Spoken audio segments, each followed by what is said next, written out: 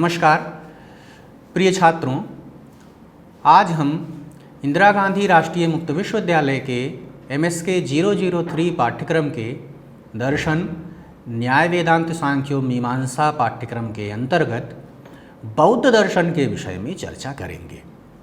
बौद्ध दर्शन भारतीय परंपरा में नास्तिक दर्शनों के अंतर्गत परिगणित किया जाता है।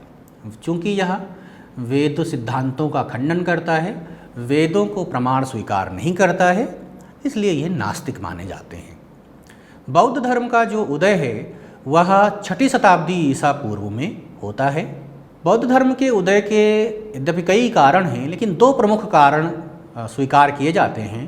पहला, उत्तर वैदिक कालीन सामाजिक और धार्मिक परिस्थितियाँ, और दूसरा 6ठी शताब्दी ईसा पूर्व में कृषि और पशुपालन प्रधान अर्थव्यवस्था का विस्तार।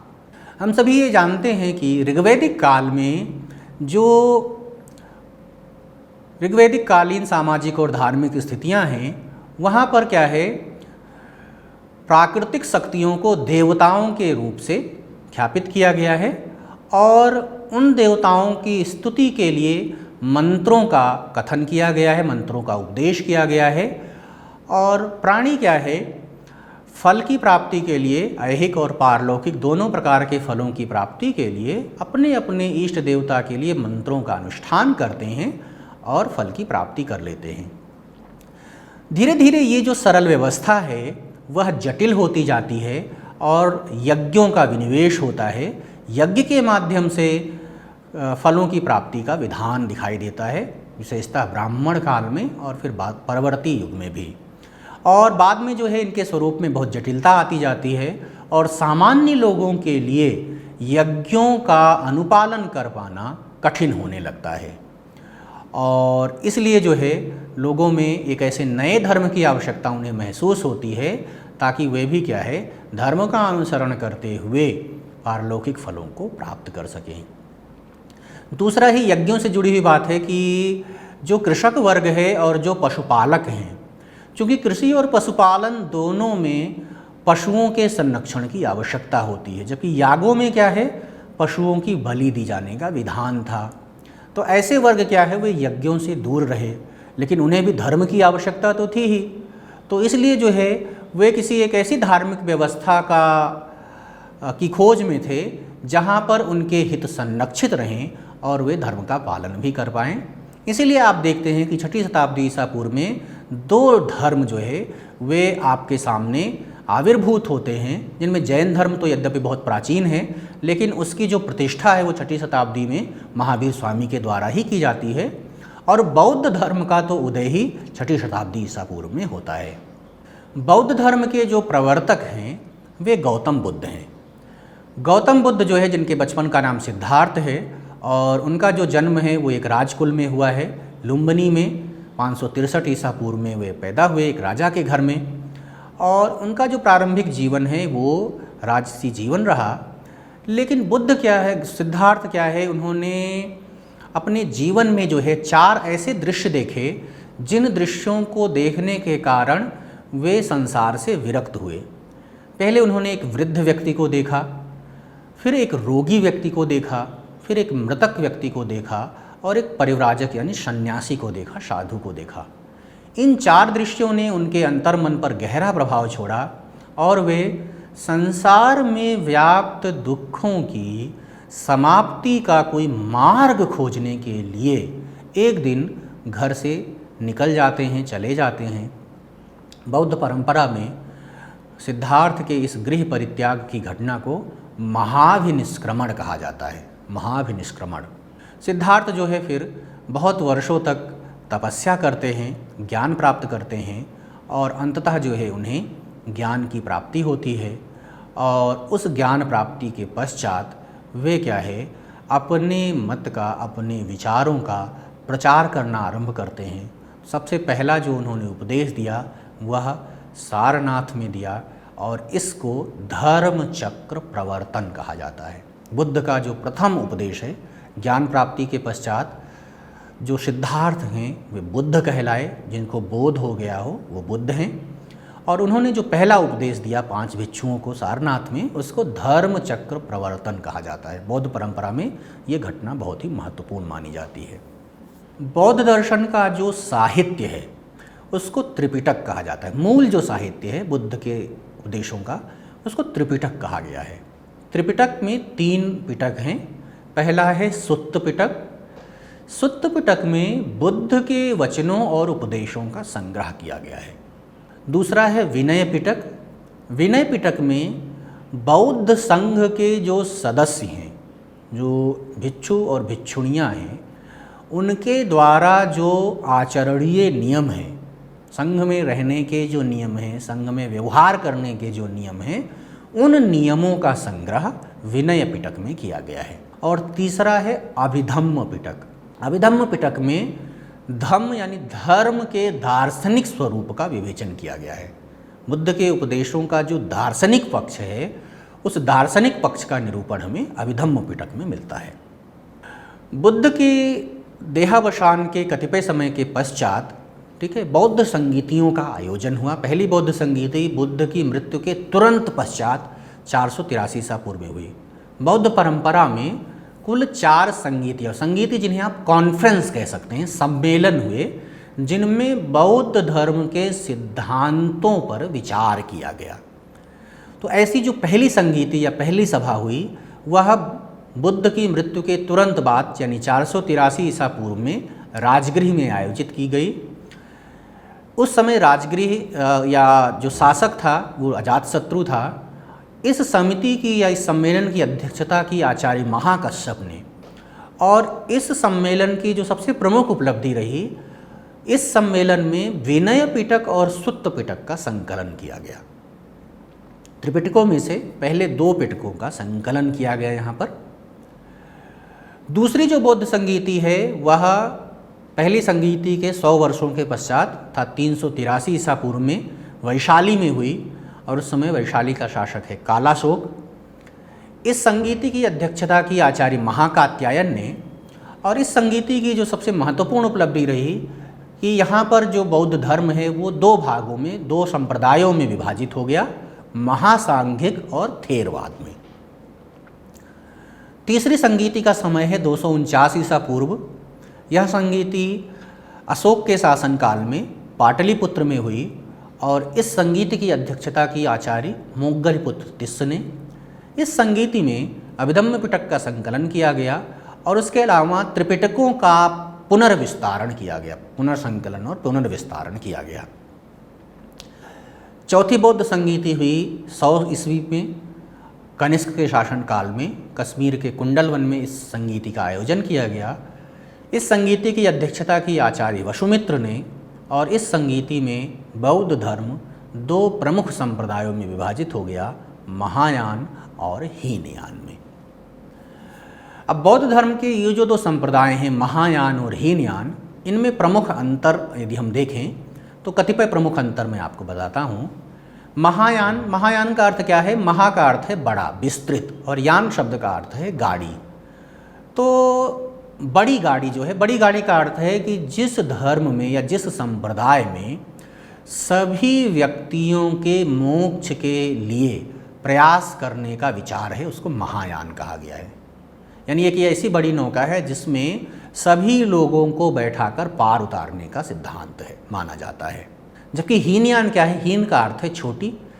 तो वे जो व्यक्तिगत मोक्ष पर विश्वास रखते हैं कि अर्थात आपको केवल अपने दुखों की निवृत्ति का प्रयास करना है, अन्य व्यक्तियों के विषय में नहीं सोचना है, तो वे क्या है? हीनयानी कहलाते हैं। महायान का आदर्श क्या है? बोधिसत्व को माना जाता है। बोधिसत्व जो है ऐसा व्यक्ति है जिसको ज्ञान प्राप्त हो गया है, बोधि प्राप्त हो गई है, और अब वह क्या है? अन्य व्यक्तियों को ज्ञान देने के लिए तत्पर है, अन्य व्यक्तियों के मोक्ष प्राप्ति के लिए, उनको निर्वाण दिलाने के लिए प्रयत्नशील है, सबके कल्याण के विषय में चिंता कर रहा है। जबकि हीनयानियों का जो आदर्श है वो अरहत की प्राप्ति करना है, अर्थात स्वयं के मोक्ष की प्राप्ति करना, स्वयं को निर्वाण प्राप्त कराना है।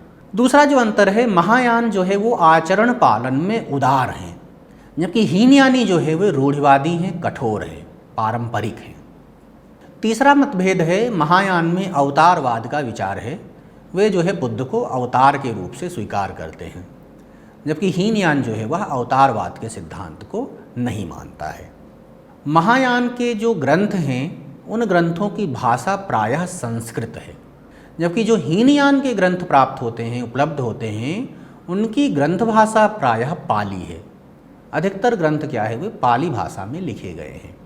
एक और अंतर है, महायान में त्रिकायवाद का सिद्धांत है, यानी महात्मा बुद्ध के तीन शरीर स्वीकार किए जाते हैं, निर्माण काय, संभोग काय, धर्म काय, जबकि हीनयान त्रिकायवाद के सिद्धांत को नहीं मानता है। एक और महत्वपूर्ण अंतर है, महायान में परिवर्त का सिद्धांत है, यानी वे कहते हैं कि हम अपने शुभ कर्मों का दूसरों को अर्पण कर सकते हैं, अर्थात जब हम स्वयं मुक्त हो गए अपने कर्मों के द्वारा, फिर हम दूसरों के लिए भी प्रयत्न करते हुए अपने शुभ कर्म उनको दे सकते हैं और उनके दुखों को दूर कर सकते हैं। इसको परिवर्त कहा जाता है। तो महायान में परिवर्त के सिद्धांत को माना जाता है। ये मानते हैं कि बुद्ध क्या है, अपने पुण्य दूसरों को देकर उन्हें दुखों से मुक्त कर देते हैं, जबकि हीनयान में परिवर्त के सिद्धांत को नहीं माना जाता है। तो ये कुछ प्रमुख अंतर हैं दोनों संप्रदायों में। अब हम आते हैं बौद्ध धर्म के उपदेश क्या हैं। तो बुद्ध के जो मूल उपदेश हैं वो दो हैं। पहले उन्होंने 4 आर्य सत्यों का उपदेश दिया है। 4 आर्य सत्य हैं। पहला है दुख, दूसरा है दुख समुदय, तीसरा है दुख निरोध और चौथा है दुख निरोध गामिनी प्रतिपद। बुद्ध ये कहते हैं कि भाई इस जीवन में या इस संसार में दुख ही दुख है। हम अपने जीवन में जब भी कोई व्यवहार करते हैं, कोई कार्य करते हैं, तो हम यह पाते हैं कि हमें दुखों का अनुभव होता है। तो दुख प्रत्येक व्यक्ति को अनुभूत हो रहा है। मैं दुखी हूँ, इस तरह से हर व्यक्ति का अनुभव है। जब भी आपको सुख की अनुभूति होती है, जब आप ये कहते हैं मैं सुखी हूँ, तो बुद्ध का ये कहना है कि वहाँ सुख में भी दुख ही होता है। अगर आप सुखों की प्राप्ति पर सूक्ष्मता से विचार करें तो आप ये पाएंगे कि प्रत्येक सुख में दुख भी मिश्रित है, दुख भी मिला हुआ है। कोई भी ऐसा सुख नहीं है जो पूर्ण सुख हो। हर सुख दुख पूर्ण ही होता है, दुख से भरा हुआ होता है, दुख से मिश्रित होता है। तो दुख है, सर्वत्र दुख है। दूसरा आर्य सत्य है दुख समुदय, यानी दुख का कारण है। अब दुख का कारण क्या है, तो दुख के कारण को बौद्ध परंपरा में कारण कार्य श्रृंखला के रूप से देखा गया है। एक 12 निदान चक्र है, 12 तत्वों की एक श्रृंखला है जो अविद्या से प्रारंभ होकर और जरा मरण तक चलती है। ठीक है, तो वो पूरा एक साइकिल है जिसमें दुख के कारणों पर विचार किया गया है। मूल रूप से दुखों का जो सबसे मूल कारण है वह तृष्णा को माना जाता है। व्यक्ति की जो विषयों के प्रति आसक्ति है, उस आसक्ति के कारण ही प्राणी कर्म करते हैं और दुख को प्राप्त करते हैं। तो तृष्णा दुखों का मूल कारण है। तीसरा सत्य है दुख निरोध। दुख को निरुद्ध किया जा सकता है, यानी दुखों को समाप्त किया जा सकता है। चौथा सत्य है दुख निरोध गामिनी प्रतिपद। दुखों को निरुद्ध करने का, दुखों को समाप्त करने का मार्ग है, और इस मार्ग को आर्य अष्टांगिक मार्ग कहते हैं। 8 तरीके हैं, 8 मार्ग हैं जिसका अनुसरण करके प्राणी अपने दुखों से निवृत्त हो सकते हैं। वे जो 8 अंग हैं, इस मार्ग के जो 8 अंग हैं, वे हैं सम्यक दृष्टि, सम्यक संकल्प, सम्यक वाक, सम्यक कर्मांत, सम्यक आजीव, सम्यक व्यायाम, सम्यक स्मृति और सम्यक समाधि। सम्यक दृष्टि क्या है? ये जो आर्य सत्य हैं, इन आर्य सत्यों के स्वरूप को जानना, ये सम्यक दृष्टि है। जीवन में दुख है, दुख का कारण तृष्णा है, दुखों का निरोध किया जा सकता है और उसका एक मार्ग है। तो ये जो है सम्यक दृष्टि के अंतर्गत आता है। दूसरा है सम्यक संकल्प। आर्या अष्टांगिक मार्ग पर चलने का निश्चय करना, ये सम्यक संकल्प है। हम बुद्ध के उपदेशों का अनुसरण करेंगे, इस तरह के संकल्प को सम्यक संकल्प कहा जाता है। तीसरा है सम्यक वाक, ऐसे वचन का प्रयोग करना जो कि सत्य है और जिससे किसी को कष्ट ना होता हो। तो वाणी की जो शुद्धता है, वाणी की पवित्रता है, उसको सम्यक वाक कहा गया है।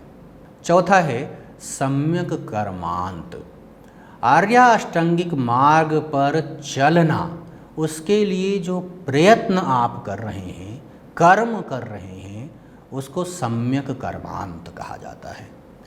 पांचवा है सम्यक आजीव, आजीविका की शुद्धता। हम जो आजीविका अर्जित करें, जो धन का अर्जन कर रहे हैं या भोग्य पदार्थों का अर्जन कर रहे हैं, वह उचित होना चाहिए, उचित तरीके से होना चाहिए। यानी हमें कहीं भी भ्रष्टाचार के द्वारा, चोरी इत्यादि के द्वारा, पाप के द्वारा आजीविका का अर्जन नहीं करना चाहिए। तो जीविका की जो शुद्धता है वह सम्यक आजीव कहलाती है।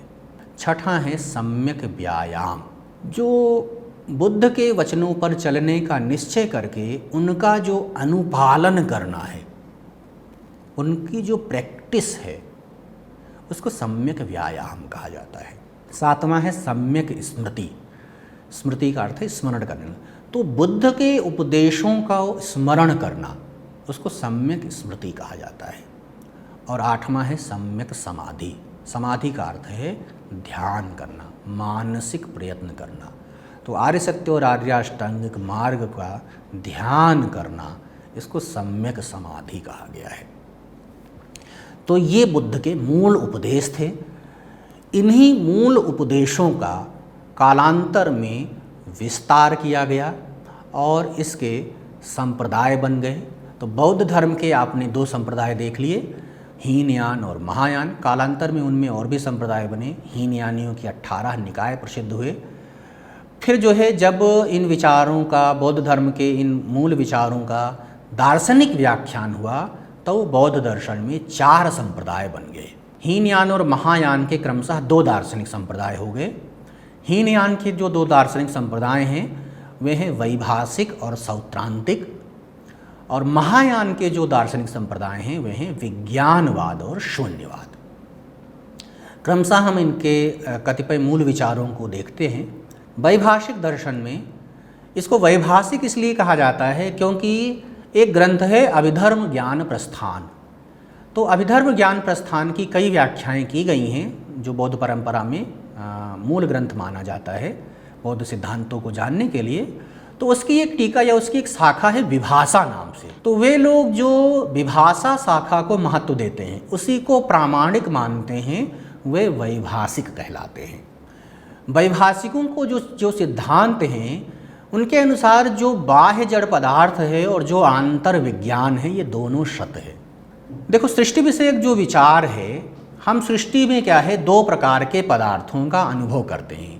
एक हमें चेतन सत्ता का अनुभव होता है, कॉन्शियसनेस का अनुभव होता है अपने भीतर, और दूसरा जड़ पदार्थ, जैसे नदी, पर्वत, समुद्र, घट, पट, घर इत्यादि, ये जड़ पदार्थ हैं।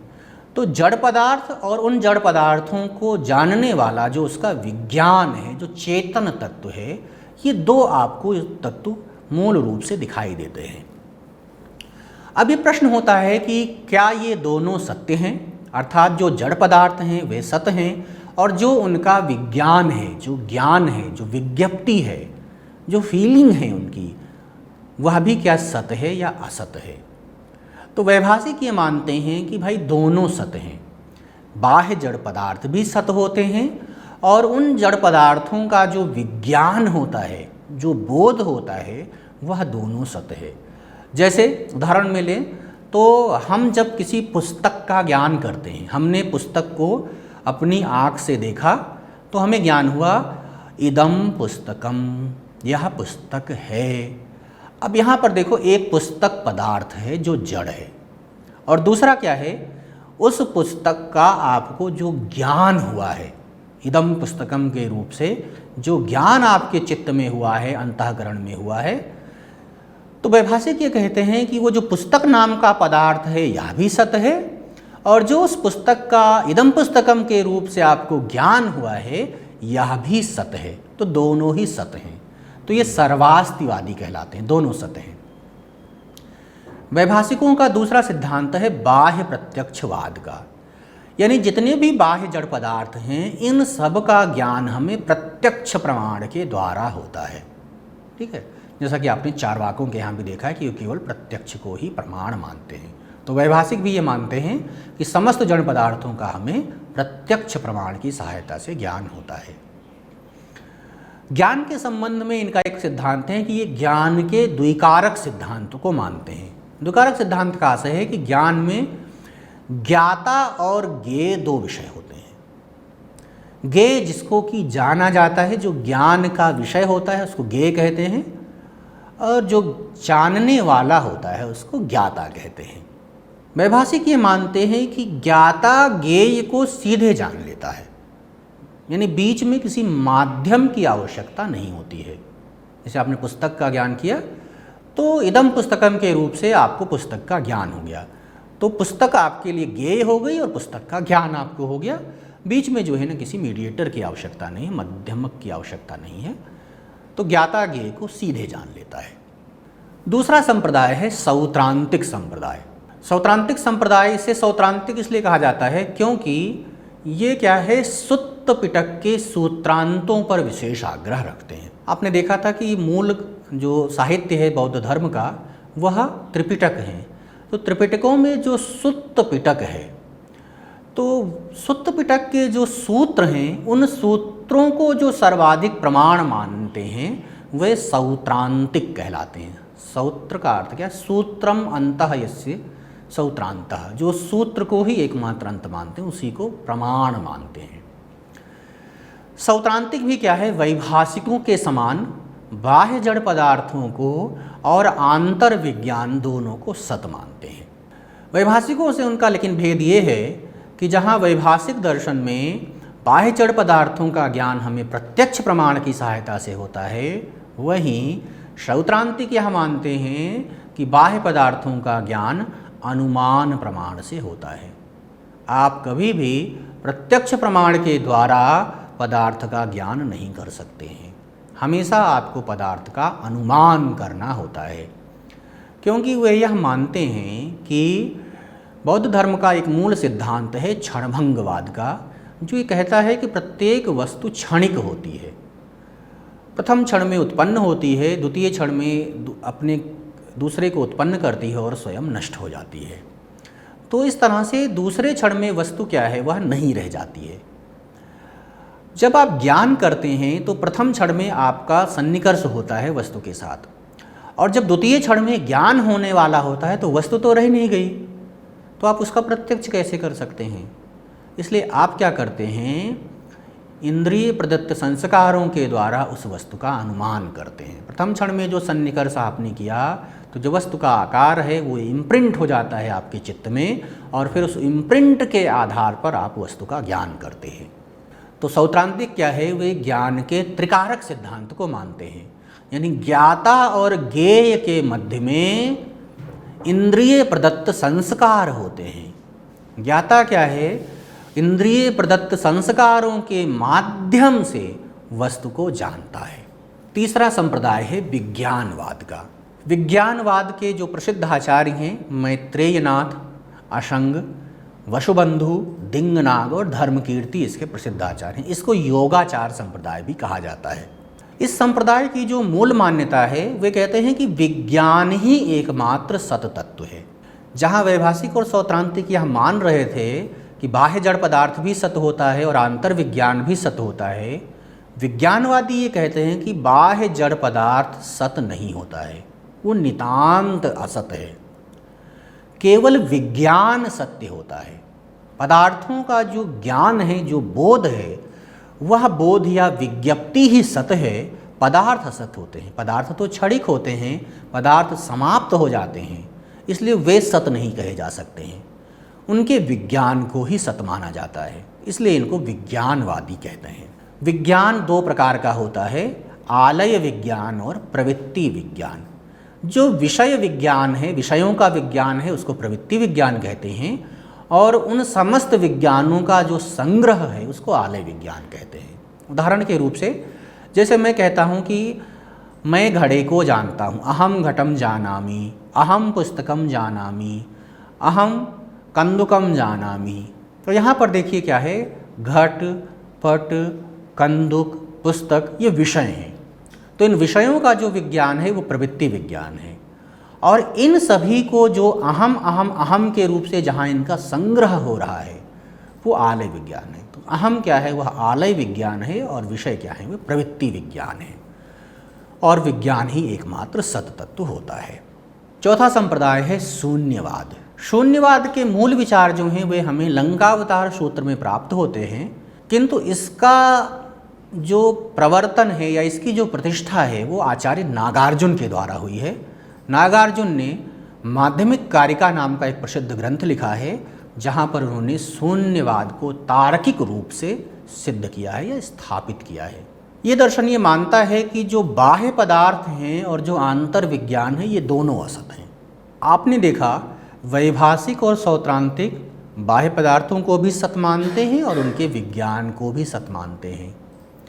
विज्ञानवादी क्या है, वे बाह्य पदार्थों को सत नहीं मानते हैं, केवल विज्ञान को सत मानते हैं।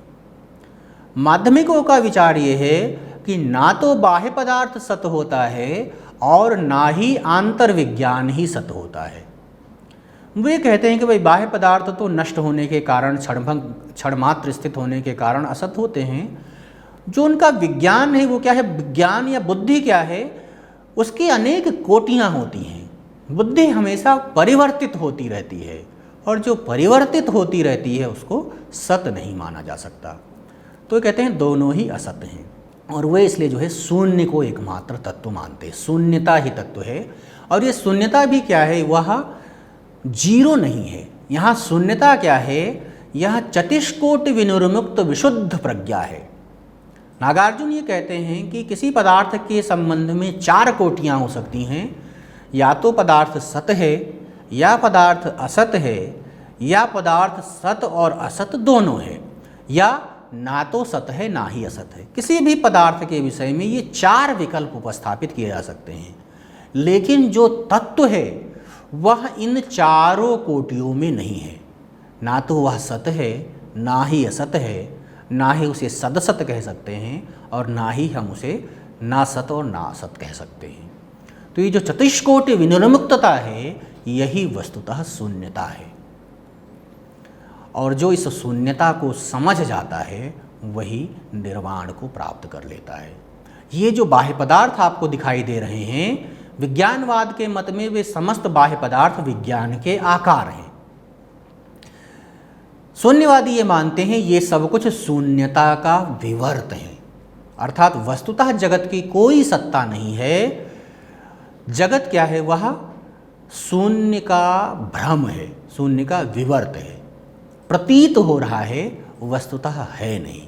जिस तरह से हम भ्रम में रस्सी को सांप समझ लेते हैं या सुक्तिका को रजत समझ लेते हैं, लेकिन ना तो रस्सी में सांप होता है ना सुक्तिका में रजत होता है, वह हमारा भ्रम होता है, या उसी को विवर्त कहा जाता है दार्शनिक भाषा में।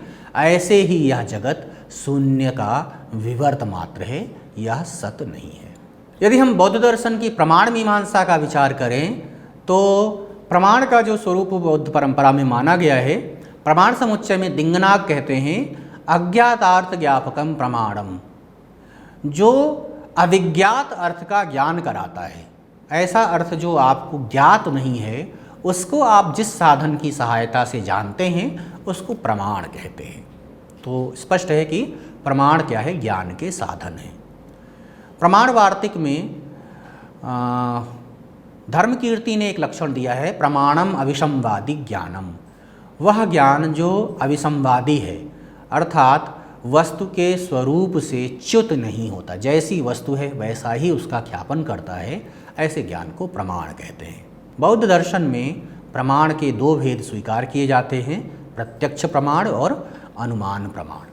प्रत्यक्ष प्रमाण का लक्षण है प्रत्यक्षम कल्पनापूढ़ नाम जात्याद असंयुतम अभ्रांतम अपरोक्षम च प्रत्यक्षेण सिद्ध्यति। दिंगनाग का कथन है, वह ज्ञान जो कल्पना से रहित होता है, अर्थात जिसमें नाम जाति इत्यादि विद्यमान नहीं होते हैं, जो अभ्रांत होता है और अपरोक्ष होता है, उस ज्ञान को प्रत्यक्ष कहते हैं। तो इंद्रिय और अर्थ का सन्निकर्ष होने पर जो इदम किंचित के रूप से आपको पदार्थ का ज्ञान होता है, वही वस्तुतः प्रत्यक्ष ज्ञान होता है, जिसमें नाम और जाति जुड़े नहीं हुए। जब उसमें नाम और जाति जुड़ जाती है तो वो क्या है, प्रत्यक्ष नहीं रह जाता है। उस ज्ञान को बौद्ध स्वीकार नहीं करते हैं। तो इस तरह से बौद्ध क्या है, केवल निर्विकल्पक को ही प्रत्यक्ष मानते हैं, सविकल्पक को वे प्रत्यक्ष नहीं मानते। सविकल्पक क्या है, वो कल्पित होता है। वो ये मानते हैं कि भाई नाम और जाति तो कल्पना से युक्त हैं, घट का नाम घट है, पुस्तक का नाम पुस्तक है, ये तो हमने रखे हैं, ये वस्तु के स्वभाव में नहीं है, वस्तु के स्वरूप में नहीं है। तो ऐसा ज्ञान जो नाम और जाति से युक्त है वो कल्पित है और उसको प्रमाण नहीं माना जाता है। दूसरा अनुमान प्रमाण है। सामान्य रूप से जैसा न्याय और अन्य दर्शन मानते हैं अनुमान को साध्य के द्वारा साधन के ज्ञान को ही अनुमान, वैसा ही बौद्ध परंपरा भी माना गया है। त्रिरूपात्मक लिंग के द्वारा अनुमेयार्थ दर्शन को अनुमान कहा जाता है। लिंग के 3 रूप बौद्ध परंपरा में माने गए हैं, पक्षधर्मता, सपक्ष सत्व और विपक्ष व्यावृत्ति। यानी हेतु को पक्ष में होना चाहिए, सपक्ष में होना चाहिए और विपक्ष में नहीं होना चाहिए। अनुमान भी व्याप्ति ज्ञान के द्वारा होता है, और व्याप्ति क्या है, वो अविनाभाव संबंध है, जिसको तादात्म्य और तदुत्पत्ति नियम से स्वीकार किया जाता है। न्याय परंपरा में जहाँ आपने देखा परार्थानुमान में 5 अवयव हैं, बौद्ध दर्शन में परार्थानुमान में केवल 2 अवयव माने जाते हैं। पहला सोदाहरण व्याप्ति और दूसरा प्रतिज्ञा हेतु उपनय निगमन का समन्वय। बौद्ध दर्शन में के कुछ और विचार सिद्धांत हैं। पहला क्षणभंगवाद का। बौद्ध परंपरा यह मानती है कि प्रत्येक वस्तु क्षणिक है। हर वस्तु क्या है, प्रथम क्षण में उत्पन्न होती है, द्वितीय क्षण को उत्पन्न करके स्वयं नष्ट हो जाती है। तो परिवर्तन की एक धारा बह, कुछ भी नित्य नहीं है, सब कुछ क्षणिक है, सर्वम क्षणिकम। ये जो सिद्धांत है ये क्षणभंगवाद कहलाता है। दूसरा सिद्धांत है अनात्मवाद का। अनात्मवाद ये कहता है कि कोई भी नित्य आत्मा नहीं है। चूँकि हर वस्तु क्षणिक है इसलिए आत्मा भी नित्य नहीं है। ये जो सिद्धांत है ये अनात्मवाद का है। तो आत्मा भी क्या है, वह क्षणिक है। क्षणिक विज्ञानों के प्रवाह पर हम आत्मा का आरोप कर देते हैं। आत्मा के संबंध में एक और विचार ना पंचस्कंधवाद का मिलता है हमें, जो ये कहता है कि आत्मा क्या है, 5 स्कंधों का संघात है। रूप, वेदना, संज्ञा, संस्कार और विज्ञान। ये जो 5 स्कंध हैं, ये जब आपस में मिलते हैं, इनका मिश्रण होता है तो वही आत्मा के रूप से कहलाने लगता है, प्रतीत होने लगता है। तो आत्मा और कुछ नहीं, इन्हीं 5 स्कंधों का संघात है। इसको संघातवाद नाम से जाना जाता है। एक और बहुत प्रसिद्ध सिद्धांत है बौद्ध दर्शन का, प्रतीत्य समुत्पाद। प्रतीत्य समुत्पाद क्या है, कार्य कारण का सिद्धांत है। प्रतीत्य शब्द का अर्थ है सापेक्षता और समुत्पाद का अर्थ है उत्पत्ति। सामान्य रूप से इसका अर्थ है कि जो कार्य उत्पन्न होता है वह कारण सापेक्ष होता है, कारण के होने पर ही कार्य होता है। तो एक दृष्टि से प्रतीत्य समुत्पाद कार्य कारण का नियम है। लेकिन अगर हम इसे दूसरी दृष्टि से विचार करें तो यह जो है निर्वाण का भी नियम है। कार्य कारण की जो श्रृंखला है उसे बौद्ध दर्शन में 12 निदान चक्र या भव चक्र या धर्म चक्र कहा जाता है। उसकी एक 12 कड़ियाँ हैं, अविद्या, विज्ञान, संस्कार, नाम रूप, षडायतन, स्पर्श, वेदना, संज्ञा, स्पर्श, वेदना, तृष्णा, उपादान, भव, जाति और जरा मरण। ये एक श्रृंखला के रूप से क्रमशः बद्ध हैं, चलते रहते हैं। जब आप कारण से कार्य की ओर चलते हैं तब आप जगत के स्वरूप का कारण कार्य के रूप से ज्ञान करते हैं। लेकिन जब आप कार्य से कारण की ओर चलते हैं तब आप वस्तुतः निर्वाण की सिद्धि की ओर चलते हैं। तो इसलिए प्रतीत्य समुत्पाद क्या है, वह निर्वाण के सिद्धांत की भी व्याख्या करता है और इस सिद्धांत को बौद्ध दर्शन के मुख्य विचार के रूप से ख्यापित किया जाता है। तो छात्रों, हम सभी ने आज की कक्षा में बौद्ध दर्शन के प्रमुख विचारों के विषय में आज जाना। बौद्ध दर्शन या बौद्ध धर्म 6ठी शताब्दी ईसा पूर्व में महात्मा बुद्ध के द्वारा प्रवर्तित होता है। त्रिपिटकों में उनके सिद्धांतों का संग्रह मिलता है। बुद्ध के जो मूल उपदेश हैं वे 4 आर्य सत्य और आर्य अष्टांगिक मार्ग के रूप में हैं। कालांतर में बौद्ध धर्म के 2 संप्रदाय बनते हैं, महायान और हीनयान। फिर जब दार्शनिक नियमों की व्याख्या होती है, दार्शनिक सिद्धांतों की व्याख्या होती है, तो बौद्ध दर्शन का उदय होता है। बौद्ध दर्शन के 4 प्रसिद्ध संप्रदाय हैं, वैभाषिक, शौत्रांतिक, विज्ञानवाद और शून्यवाद।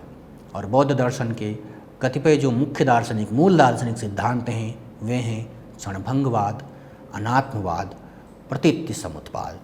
इनके विषय में आज हमने चर्चा की।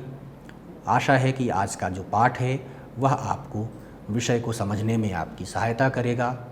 इससे संबंधित यदि कुछ अन्य जिज्ञासाएं और प्रश्न आपके पास हैं तो आप मुझसे दूरभाष के माध्यम से या ईमेल के माध्यम से संपर्क कर सकते हैं। आप सभी का इस कक्षा को ध्यानपूर्वक सुनने के लिए बहुत बहुत धन्यवाद। नमस्कार।